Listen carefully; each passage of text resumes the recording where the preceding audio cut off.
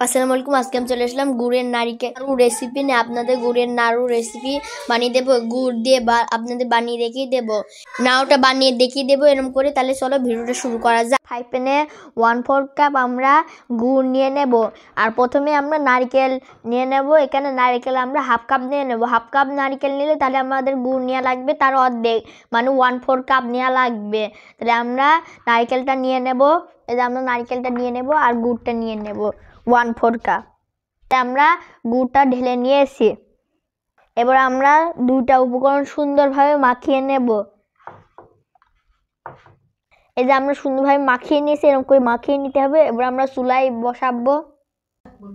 যখন আপনারা দেখবেন জাল দেওয়ার সময় যে সারা সারা হয়ে গেছে, তখন আপনারা এটা উঠিয়ে নেবেন জাল দেওয়ার পর। তারপর আমরা চুলা বন্ধ করে নেবেন। তারপর কিছুক্ষণ ঠান্ডা করে আপনারা এবার হলো আমরা নাড়ু বানাবো, নাড়ু সাইজে বানাবো। তার আগে আমরা একটু এলাচও দিয়ে নিয়েছিলাম সুগন্ধির জন্য, আপনারা এলাচও দিতে পারেন।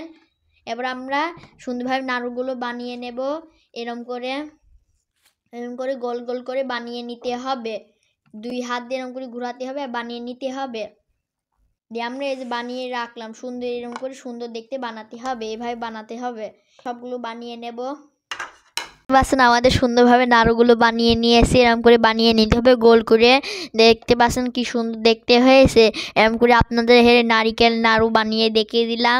তাহলে ভিডিওটা কেমন লাগলো কমেন্টে জানাবেন। আর সাবস্ক্রাইব করবেন, লাইক করবেন, শেয়ার করবেন। আল্লাহ হাফেজ।